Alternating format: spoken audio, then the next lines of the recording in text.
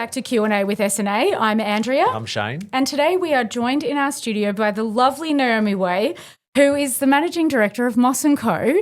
I'm going to let you tell the audience what Moss & Co is and who Naomi is. Thank you. First of all, thank you for having me. And That's thank all right. you for We love it. inviting me on. Thanks for I coming. love coming to your office. It's so beautiful in here. Very welcoming. Now, Moss & Co is a boutique recruitment consultancy. So we work across Australia and nationally, and we recruit for professional services. So that does include legal. Yep. And Aintree Group are one of our lovely clients, and we love working with you and recruiting for you. So thanks so much for bringing us on. We love working with you. You are not just your standard recruiting firm. We deal with a lot of recruiters, and what you guys do is something pretty special. Number one, and this is just purely from self-interest, you send amazing snacks. Like the snacks that you send when someone starts, when we recruit through you and someone starts, it's like the entire team will be in the kitchen going, oh my gosh, what are these snacks? They're amazing. The donuts, the strawberries. Everything. Well, I do think the way to a lot of people's hearts is food. Yeah. But also it brings everyone together. Yeah. And for me, when somebody starts a new role, I think to break the ice with your colleague, to break the ice with your kind of team members that perhaps you wouldn't ordinarily speak to until week 2, why not have donuts in the kitchen that you can go up to them and say, hey, would you like a donut? You know, I remember being at school, in infant school, and on your birthday you were bringing cupcakes, right? And even though it was your birthday, it was your responsibility to bring in the food to get everyone together. So that's the reason why we do the snacks. And I'm glad that they are enjoyed by you, because every time we send them out, Sean is responsible for sending them out. I'm like, can't we get them as well? But we don't have them ourselves, but they do look delicious. Oh, they're incredible. So you're very welcome. Thank you. Thank you. The whole team thanks you. When were the last lot? I don't recall. We probably shouldn't say when the last lot were, because then, you know, we're giving our secrets away. Okay, I'm not fair about enough. to start sharing my Naomi with anybody else, so thanks very much. But I'm glad they're well received. They are very well received. You have been in the recruitment game for a while. Yeah, thanks. Why? Why did you choose recruitment? Like, what are the things that you love about it? Okay, so a lot of recruiters say that they fell into recruitment, but I didn't. I actively searched for recruitment as an industry to work into. I really enjoyed the people side of it. Yeah. I probably was a little bit too naive going into recruitment, to be honest. I thought it was quite HR based, but it's not. Yeah. But when I first moved to Australia, so in the UK, I was an estate agent, which is again a people-focused industry. And when I first moved to Australia, I was like, I really want to do something similar. Didn't have a client base to be able to do real estate. Yeah. So I thought, what other people-based industries could I be into? And recruitment, I really, really enjoyed the idea of it. And I joined a recruitment agency in, when was it, 2016? And they took, 2015 maybe, they took me on with no experience and trained me from the ground up, which I am internally grateful for. But yeah, I love it. I love the people side of it. I love working with people, dealing with people. Obviously, my role has evolved a lot over the years and has changed a lot over the years. So when I first joined, I really, really enjoyed kind of immersing myself in kind of interviewing people, dealing with candidates, speaking to people from all different walks of life. My role has evolved a lot. Yeah. So I don't necessarily kind of meet people so much in that regard now, because running a business takes up a majority of my time. But obviously that's why we have Bella and Sean that work for Moss & Co too. So. Yeah. You moved from the UK. What brought you to Australia? I was a 20-year-old backpacker. My partner at the time, we moved here together. He was becoming a manager at work and thought, do you know what, I want to take 6 months off before I go into this management role. Let's just go to Australia and backpack. Came to Australia as a backpacker in 2014 and never left. I think that and I think because I was so young, I didn't have the kind of this. A lot of people are like, oh, how did you move to the other side of the world and leave your family and leave your friends?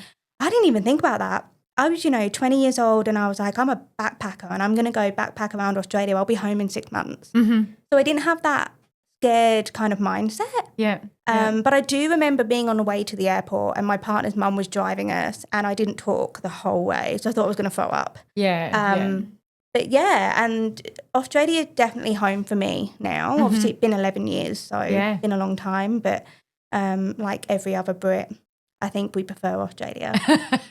Well, I think the sun shines a little bit more here, maybe. Not necessarily in Melbourne. So what made you come to Melbourne? Exactly. Okay, that's another funny story.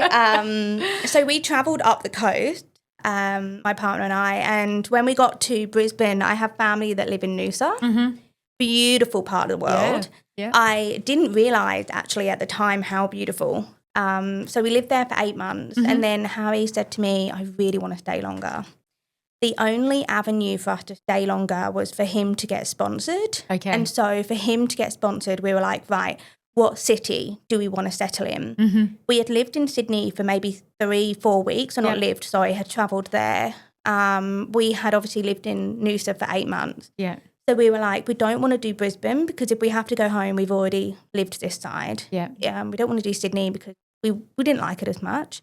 That's when we chose Melbourne. Yeah. But funnily enough, even though it's very cold in Melbourne, it is not as cold as England. No, it's not. It doesn't snow. Well, it does snow, but in the mountain. Not here. Not in Melbourne City. Yeah. It's funny because our daughter Emily spent a year over in the UK and she will probably end up at some point back over there for whatever reason she wants to go over there. But she loved it so much. We have heritage in the UK. My whole family was born in the UK, so I'm a first-generation Australian here. And I recently became a British citizen because I can, not because, of any reason, but because I can. And not that it doesn't help Emily at all because I wasn't a citizen when she was born, so that doesn't flow through to her. Oh, that's really frustrating. She's very upset with me that I didn't do that beforehand. But the cold in the UK is so different to here. It is. People don't actually really think about that. No, and I do remember when Emily was over there actually because you went to go visit, didn't you? Yeah, we did a few times, yeah. Was it cold? What time of year was it? We did September and then winter. So we did the Christmas. We were in London for Christmas the middle of that, and then we were there again in the summer. So we got a good experience of all of the different seasons, really. Yeah. So I think that the UK is beautiful in winter when it's Christmas because you're so close to the Christmas market. It's pretty special. Yeah, isn't it? It's pretty special. But then come January, it's a little bit dire. Yeah. I mean, it is what you make it, right? Yeah, exactly. And 11 years here, there's still no Aussie twang or... I think there probably is. When you go home to family, you probably do. Yeah, well, funnily enough, obviously when mum and dad call or, anyone from the home calls me, they always say to me I sound Australian. And I think, funnily enough, we'll actually probably listen back on this. Yeah. And there'll be an Australian twang because I'm chatting to two Aussies. Yes. And that's what happens. Yeah. So, if I hang around with somebody that's Northern English, sometimes I start becoming Northern English and I'm Southern English. I pick up on who I'm surrounded by. Yes. And it's, again, going back to that kind of energy, like I'm very much an energy absorber. Yeah. So depending on who I'm with, depends on kind of how I am. Yeah. And if I do start to sound more Australian when I'm with Aussies. Yeah. I think it's still pretty obvious that you're from the UK though. Oh, good. Yes. I keep practicing in the mirror. I don't want to lose the accent. No matter what your parents say, I think it's but you will. I'll show them this recording. Yeah. Just send it to them and say, I'm pretty sure these two sound Aussie and I do not. And you have to listen to in it. Comparison. They probably don't get a lot of comparison, although they probably watch Neighbours or Home and Away or something too. Yeah, well, that's the thing as well, isn't it? Kind of you watch Home and Away and you think that's what Australia is all about, but it's not at all. Yeah. That's I think that sounded Australian at all. At all. That did actually, yes. Have you got any other sayings that you've adopted from your now home? Do you like struth or beauty or? Yeah, I think I say heaps, and that's something that we don't say at home. We say lots. Yeah, okay. I always go, oh yeah, that's heaps, but that's not in English. I don't know. There's heaps. There you go. There's a few things that I say, and I'm like, oh, that's an Australian kind of term. Yeah. There are a few things. Did you have much of a working life in the UK? Like, can you draw a comparison between what it's like to work here? And yeah. So I was an estate agent back in the UK, so albeit only 3 and a bit years. So I was 20 when I moved here. But I left school at 16 and I did not want to go to university. And I said to my mum, I don't know what I want to do and I don't want to go to uni and do something that isn't going to set me up for life. And she said to me, the only way that you're going to quit full-time education is if you get a full-time proper job. So I went and got a full-time proper job at the local estate agency and did an apprenticeship at the age of 17. And at the age of 17, I was in my little high heels showing people around houses. I had no idea what I was doing, but we did it anyway. So yes, I had a just over 3-year career as an estate agent. Loved it. It was one of the best jobs. I think, because I was in a country town, so I was dealing with a lot of kind of country people that I went to school with, their mum and dad, their grandparents. Everyone knows each other where I'm from. And that's another thing as well, that sometimes, getting out of that environment is the best thing. You go to the country pub and everyone's like, oh, Naomi's an estate agent. How much do you think our house is worth? Or what do you reckon I can get a mortgage for? I don't know. I'm not a financial advisor. But yes, and I think, to be honest with you, not that I have much to be able to compare it to, but I do have friends that are in, let's just use recruitment as an example, in recruitment in London. It's quite different to Australia, albeit very kind of fast-paced, but in London, I think quite cutthroat. We're very relationships-focused here in Australia. I think it's who you know, not what you know. We are all about how you treat people, and I love that. Not to say that London's not like that, but I do think there's a lot more of a cutthroat edge to recruitment or any sales industry. Recruitment is sales, really. Our product is people. And so, London's a bit different, maybe because it's highly competitive. But I don't really have too much to be able to say from that perspective because I worked in a country town. Yeah. It's interesting though, because you've said this, and there's a reason why you're here and why you're connected with us, and it's because it is about people, isn't it? For you as well as for us, it's all about people. So whatever the industry, it's actually about the people who are in it, not the industry around it. And as you said, when you're in a country town and that's what you've grown up in and everybody knows you, there's a level of trust and a level of, you're one of us, you're one of our people, so we'll community. Exactly. It's very much like that, and I think that's why we really enjoy recruiting for you guys as well. I even said to Chelsea as I came in, just seeing the artwork on the wall, being from somebody that works here and, walking through the office and meeting Huxley the dog, it's just so about the people. And I was, looking at the artwork, and Chelsea said, oh, that was so-and-so that, loves doing art in her spare time. And that to me is what Aintree Group is all about. It's people and very much kind of supporting whatever they want to do. And I know that you also have somebody that you support that does media as a side kind of gig. So and that to me is what it's all about. So that's why we love partnering with you guys as well, is because we can see that. And that's what people want. It's not just working for a business where you're just a number and you come in and you do your job and you go home. You want to be supported with what you want to do outside of work or who you are as a person. You walk in here and everyone looks like they really like working here. And whether you've kind of changed them to their desk and told them to say that because I've come in. Don't touch, everyone's quiet. Don't say anything. If you want to get more of those cupcakes and those chocolates. Don't say anything. And can you bring your dog in on Wednesday? Because we've got someone coming in to record. We know that Naomi loves Huxley. Huxley's actually appeared in a video for you guys, hasn't he? He has. And I took another video this morning actually. He's Aintree mascot, I think. He he should be on the website if he's not already. I think we use him in our social media, but I don't think we've put him on the actual website. Yeah. But yeah, we definitely. Chief Barking Officer or something, CBO. I said to someone this morning, he's actually been, if I don't say hi to him in the morning, so if I'm already in the office before he arrives and I haven't said hi to him, he will come into my office and he will like bark at me and be like, "Come on, I need some love." Hello, yeah, I'm exactly. here. Yeah, he's great. I love him. He's a very robust little gentleman. Yes. You know, he will definitely tell you if he wants your attention. Yeah. And he will also tell you if he doesn't. And he also knows how to work in front of a camera. Oh, yeah. I'm like, that dog knows how to pose. He knew what he was doing. He kind of strutting along the hallway. It's a funny point. I want to talk a little bit about RecruitHer because that's what you said. It's not about what you do for work. It's about what you are passionate about and what you love. Mm-hmm. So tell the listeners a little bit about what RecruitHer is and what it means to you. Okay, so RecruitHer was an idea that came to me last year, actually the year before last. Gosh, the time goes so quickly. Mm-hmm.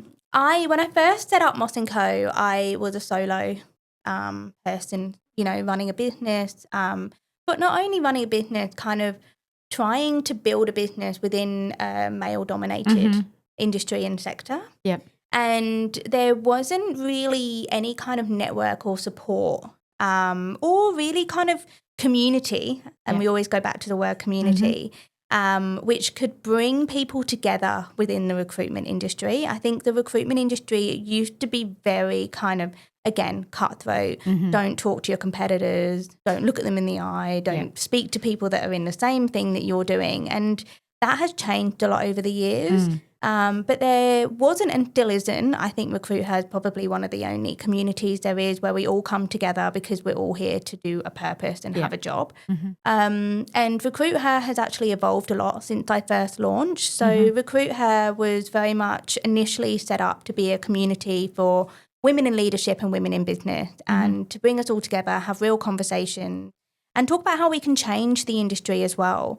I think that, you know, there's not really a lot of part-time roles within recruitment to support working mums. There's not really a lot of kind of roles that help mums get back into the workforce in terms of flexibility. I'm not just talking, you know, working 2 or 3 days a week like school hours. There's not a lot of roles in recruitment that allow for that because it's one of those industries where unfortunately they want you to be chained to your desk. But RecruitHer has kind of evolved a little bit now to be more of a kind of talking, collaborative community where myself and my cousin who also works for me, Sean, we have conversations and we talk about kind of recruitment but also everything else because I think that we're trying to bring this human back to recruitment. As you can probably appreciate, I think it'd be similar in accounting, is sometimes you're dealing with people, right?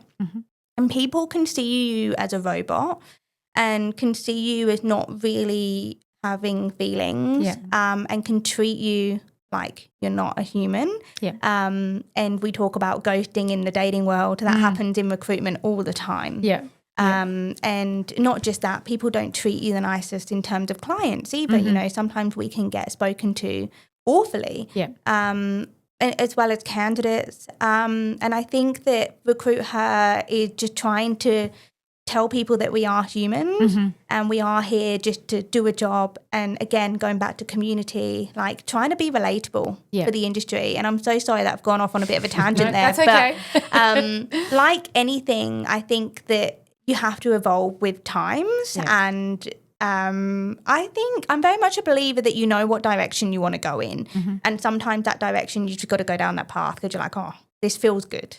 So that's the path that we're going down now in terms of RecruitHer, is just having conversations and kind of bringing that human back to the industry.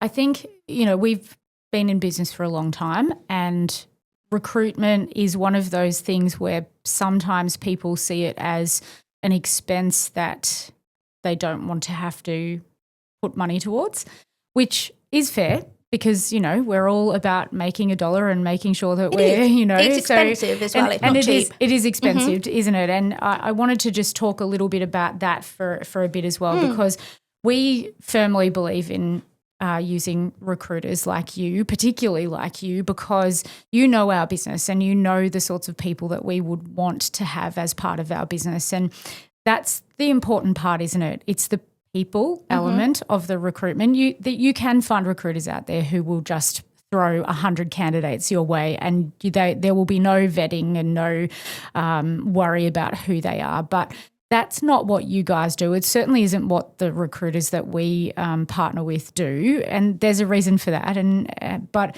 it's about valuing what you do, because you do actually do all the background information. You do all of the pretty much everything. So from our perspective, you will send a candidate through who you believe already, based on the work that you've done, will fit with our business.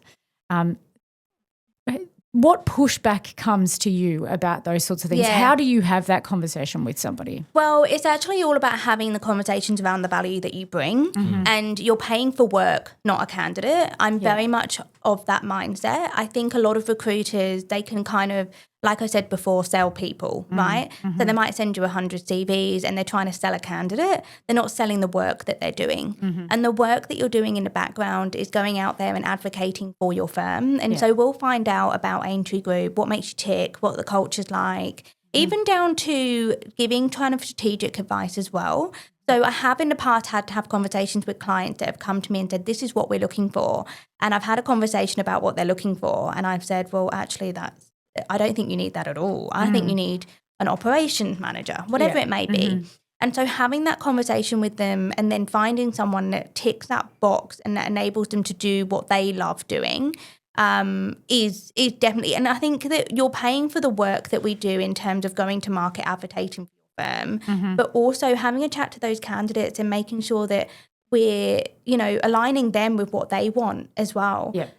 Because I think a lot of the time recruiters can be very kind of like, okay, well, this person fits in this box, so this is the box that we're going to put them in.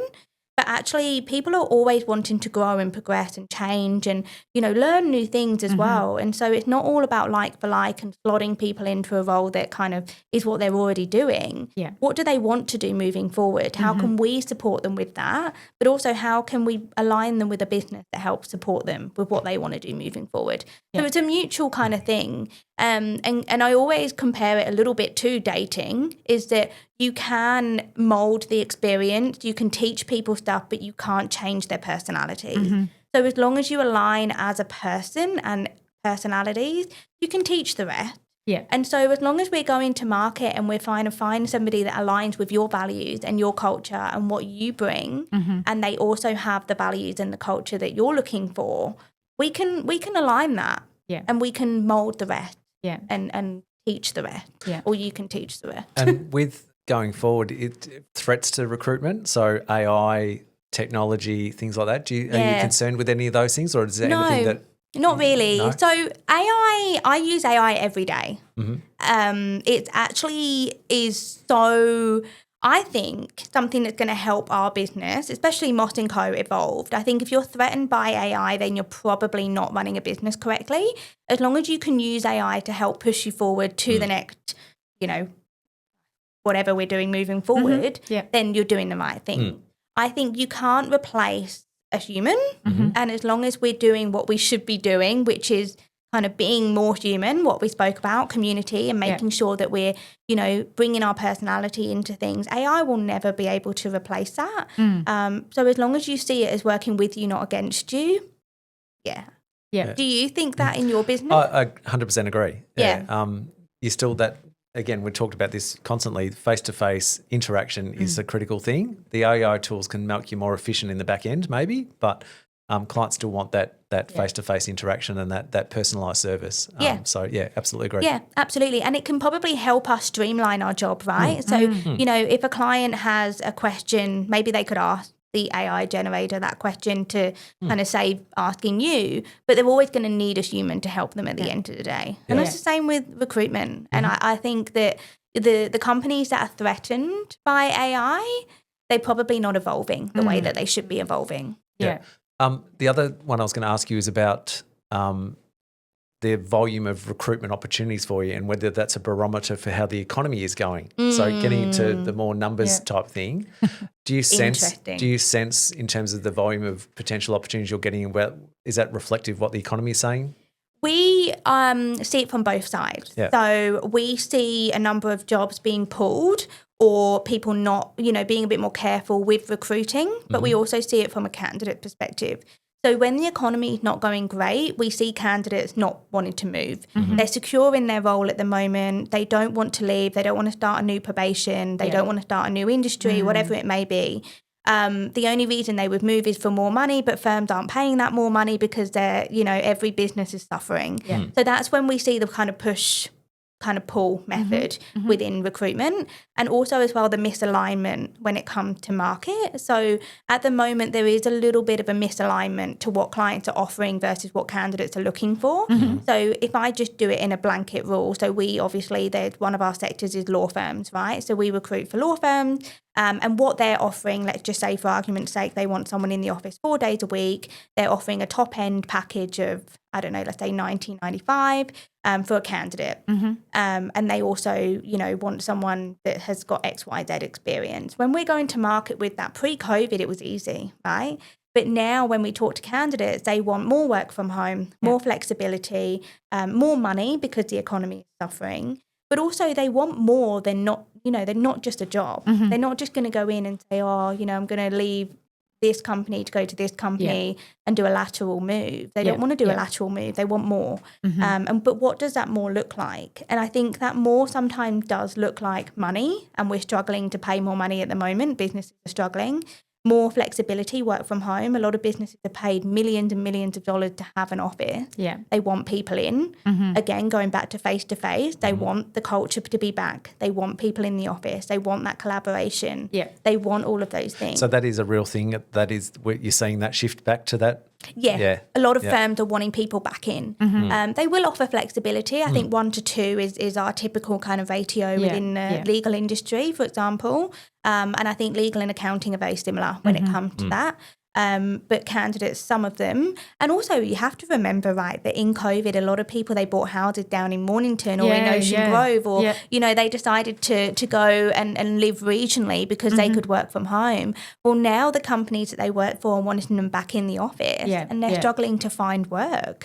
So, and there's a little bit of a misalignment at the moment, I think, because we're coming into review time. People are wanting more money. They'll stay put until they've had their review. But there is a bit of a misalignment because within legal there is salary banding. It just is what it is. Someone might get top end of that salary banding, someone might get 5k over if they're really, really good, but typically there's salary banding, which keeps us all accountable and parity within teams, and it enables us all to kind of pay what the market's paying.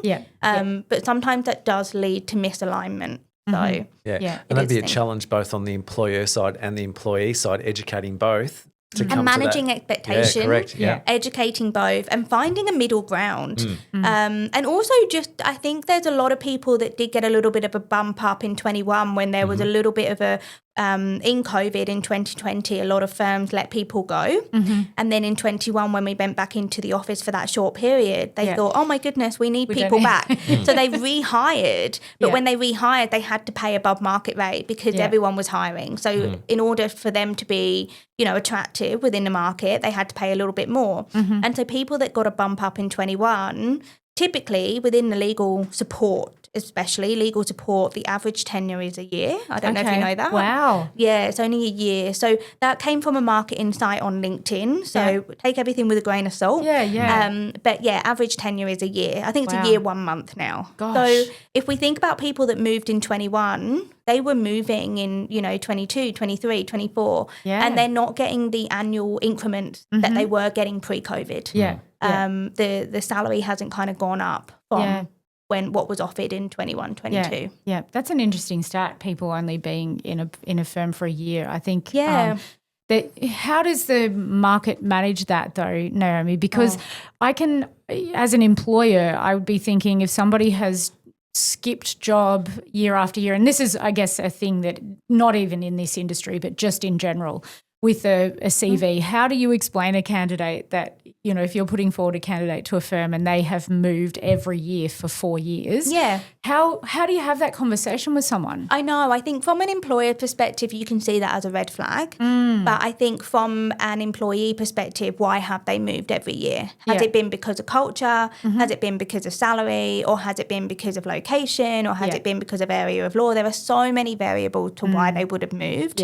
So I think us as recruiters, it's our job to find that out, right? And so when we're representing somebody to you, we can very much explain that kind of jumping. I don't see it as a bad thing per se. I do think that, let's just say for argument's sake, they've got 5 years experience, but they've been moved every single year. I'd be thinking, okay, what's happening here? But I think that there are so many variables to it now, especially with COVID. So what we were seeing in the last year to 2 years is people moving in COVID because they had to. They were either let go or they had to leave, whatever it may be. I don't know if you remember, but there was the vaccine mandate as well.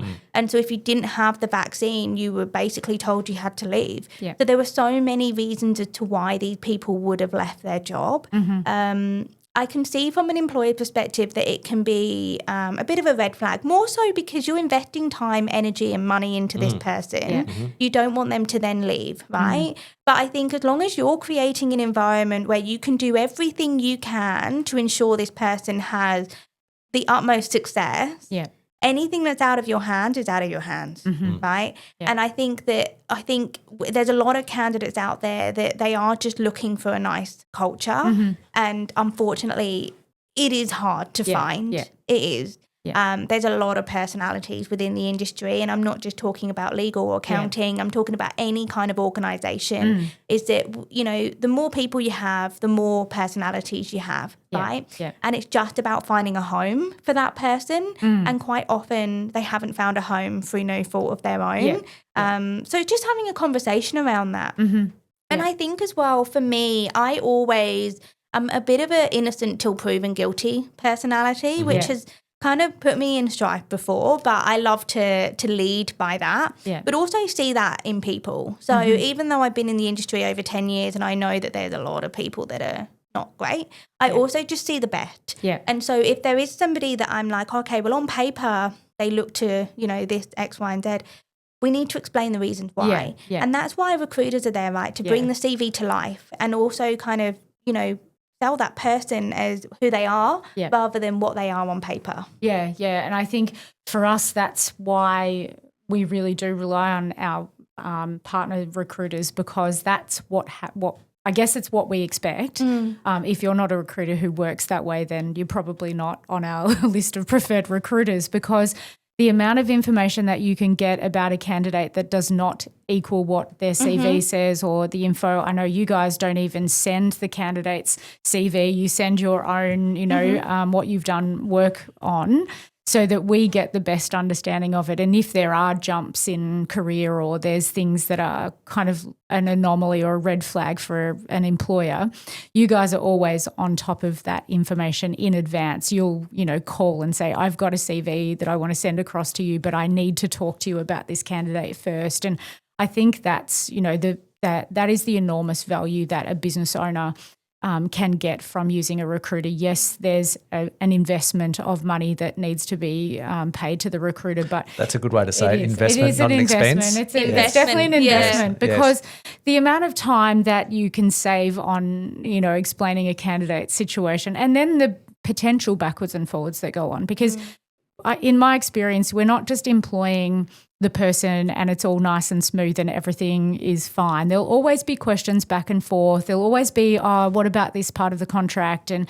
then I don't have to explain those things, because that's what you're there for. So it's really is a partnership in recruitment. It's not just you're throwing candidates at people. It really is from both sides as well, because I think that sometimes we do place candidates with firms that they ordinarily wouldn't apply for as well. And we've had it in the past where a candidate said, oh, no, I wouldn't work there because my friend Sally's auntie's sister works there and she said that she had a bad experience. one person's bad experience doesn't shape another person's. Yeah. And so we can very much turn that conversation around and kind of put people into a position where they can meet with you. And, I'm not saying that this happened with Aintree Group, but it does happen with our clients. And a lot of the time we can kind of turn them around, whereas, you guys wouldn't even have the opportunity to do that because they wouldn't apply in the first place. No, that's exactly it. Yeah.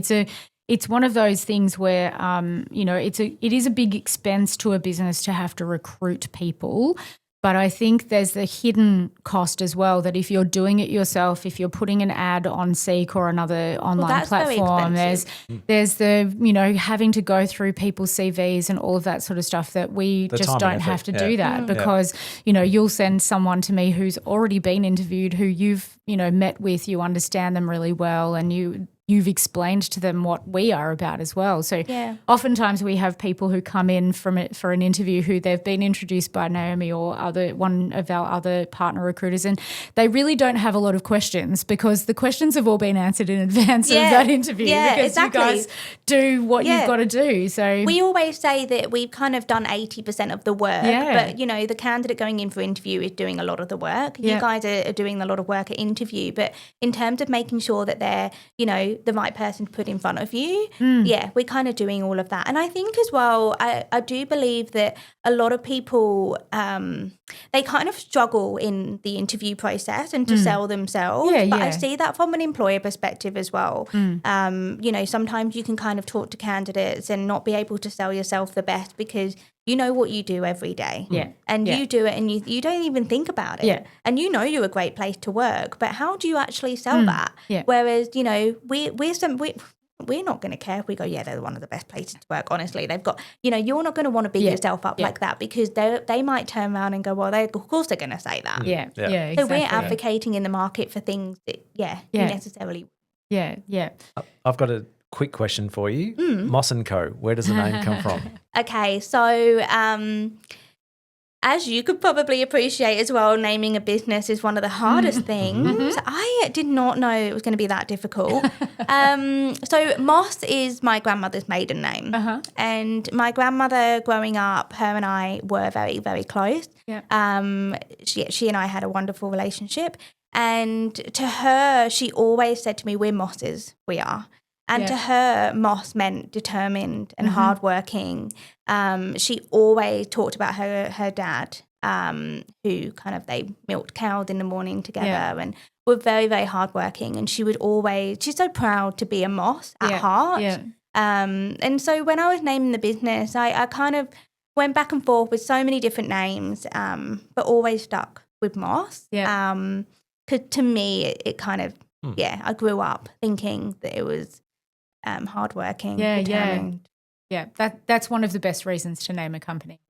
That's not we often don't get that. When people say when we ask them why did you choose that name? A ChatGPT came up with it. or as bad as our company name, which was we had a company sitting on a shelf that wasn't getting used, so we just decided to use that. So completely not exciting at all. Can I ask why Aintree Group? Yeah, because there was a company sitting on a shelf that we did. Really? Yeah. Oh, you actually? Okay. Oh, yeah, I was honest when I said that. There was no rhyme or reason. However, it started with an A, so it was, easy to find in the phone book back in those days because that long ago phone books were actually in existence. You had yellow directory pages and things like that. And so there's no exciting reason, but we always, and we said this, we had a conversation with someone this morning as well, and we said this, we were always going to be a group. Because to us, it's about being part of something bigger than just the two of us, which I think, we've talked about that as well today on this podcast, that, it's about community and it's about creating something around an idea and things like that. So, and I think just being able to branch off of what, if you kind of pigeonhole yourself too much and name yourself, Aintree Accounting, then you pigeonhole yourself too much, Aintree Group, and then you can have Aintree Accounting or Aintree Wealth or Aintree Legal underneath that. And going back on what you said as well, you have to make sure the domain name is Yes. available. Yeah, that's true. I know. You can come on Just Drive There if you are don't so do many all of those things. our. We actually have that as part of our process now. When a client comes to us and says, "I want to start up a new company" or whatever, there's a big long list of all the things that you've got to think about, and there are lots of things people don't think about in advance. So they just say, "Oh, I'm going to use this name," and then we have to go back and say to them, "I'm sorry, but someone's got a trademark for that's been registered for the last 55 years. So the name that you want to use is not available," and it does unstuck people a lot with that because some people grow up with a name of a business. Yeah. And then they go to execute the idea and realise that they can't. Yep. Yeah. And then, kind of fall flat on their face because and to be honest with you, let's just say that in this day and world, name for business, everything is out there. Yeah, exactly. There is actually a lot of so we're Moss & Co Consulting. Yeah, okay. Because there's a lot of there's Moss & Co photography. Yeah. I guess it's probably a surname. So when it's something like a surname, even, yes, yours is a surname, but, you could be all sorts of things. Like moss is something that's beautiful and organic and, and that's another thing as well. Moss is like the glue that holds nature together, right? Yeah, yeah. So that's another thing that we say is moss is very much the glue. And I think that a lot of businesses, they go by that. But ours was because of my grandmother's surname. Yeah, yeah, which I love. I love that's that. Great. It is lovely. Last question of the podcast. Yeah. It'll probably take us another half an hour, but that's okay. What's next for Moss & Co? Okay. So I am off. I'm going home in a couple of weeks. Nice. And I'm going away for 4 weeks. It's the first time I've taken some proper leave since launching the business. And that's one of my things I'm going to think about. Yeah. Because I have been working in the business, on the business, and not just kind of swimming along, to be honest, and seeing where the road takes us. Yeah, and I'm a true believer of the universe, and I think that we have got to where we have now. That wasn't in my plan, if I'm honest. I've got a business plan. I had a business plan, but there's so many things that weren't in that. We want to grow, continue to learn, branch out of just doing legal and professional services. We would love to work with other businesses that align with kind of what we do, help them grow and learn. And just continue world domination in recruitment. We'll see. I think it's a good model. It's definitely a good model. As we've said, there's a lot of recruiters out there and there's a lot of businesses out there who do not choose to use a recruiter for whatever reason it might be. But, there's a lot of growth for that industry and a lot of potential with connection. If you are the right person connecting for the right reasons and in the right way, then there's a lot of upside. So don't branch out of the services that we need you for. No, absolutely. I would not. But that's another thing as well, kind of aligning ourselves with clients that are dominating what they do. You guys are dominating the industries that you work in, so that's why we love aligning with you. And there are people out there that are doing the same for their sector. And I think it's not necessarily pigeonholing ourselves into one industry, but it's working with companies that are dominating what they do and helping them build their teams and grow as well. Definitely a lot of work that can be done. So Naomi's going to come back and there's going to be a UK office set up. The London recruitment office. Yes, oh, no, maybe it'll be whereabouts in the UK, what country town? Do you mind saying? No. Yeah. So I'm from a little place, it's like near Petersfield, probably in the middle of Petersfield. It's called Waterlooville. Okay. I don't know. It sounds like something from The Grinch. Waterlooville. But it's a kind of a little town, if you like. In between Guildford and Portsmouth. Okay. Yeah, that gives me some perspective now that I know. We're more we've been up north because Emily was in Leeds. And my family are from Northumberland and my mum's side of the family are from Glasgow. That's a beautiful part of the world. We're all in that middle, like in the middle section up near the wall. Yeah. We're right down south. Yeah, definitely. Yeah. I want to thank you for coming in today, Naomi. It's been so lovely to have you and what a fantastic conversation conversation. We started the conversation without the mics. Well, the mics were on, but without our official mics being on, and there'll probably be some outtakes because I'm pretty sure Chelsea will add some things to the podcast episode, or at least the social media. But thank you for coming in. We will do what we always do, and that is share the information around your recruitment business as well as around RecruitHer, so that anybody who's listening can get in touch with you. I'm sure that you'll be grateful for the connections in the community as well. And I really appreciate your time coming in, and I appreciate everything that you do for us. Thank you so much. Thank you so much for inviting me on and being so lovely to speak to today. Thank you. It's been lovely. Thank you. Thank you for tuning in to this episode of Q&A with S&A. We'll chat again soon.